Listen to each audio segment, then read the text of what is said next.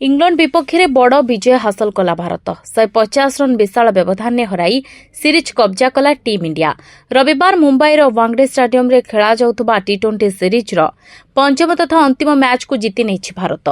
ए match रो hero सजिछंती Abhishek Sharma टी20 अंतर्जातीय द्रुततम शतक हासिल करथिबा भारत पई द्वितीय बैटर होइछंती। से 37 बॉल निजर शतक पूरण करथिले जोंथरे 5 चौका और 13 छक्का शामिल रहिछि। मुंबईर वांगडे स्टाडियम रे भारत और इंग्लैंड मध्य खेला जाउथबा पंचम टी20 रे अभिषेक एभली जबरदस्त प्रदर्शन करथिले।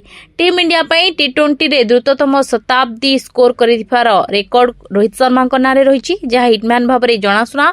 रोहित 35 बॉल शतक पूरण करथिले। एपरि भाबरे अभिषेक शर्मा भारत पई द्रुततम शतक हासिल करिथिबा बैटर हेबाकू मात्र 2 बॉल पई वंचित होइछंती। एहा पर भी रोहित को रेकर्ड भांगिछंती अभिषेक। से टी20 रे सर्वाधिक छक्का मारिबा तालिका रे प्रथम स्थान रे अछंती। भारतीय बैटर भाबरे टी20 रे गोटे इनिंग्स रे सर्वाधिक 13 छक्का मारिथिले अभिषेक रोहित शर्मा 8 वर्षर रेकर्ड को भांगिछंती। 2017 रे इंदौर रे श्रीलंका विपक्ष रे खेला जाउथबा टी20 मैच रे रोहित तांको इनिंग्स रे 10 छक्का मारिथिले। वर्तमान रोहित द्वितीय स्थान को खसी आसिछंती।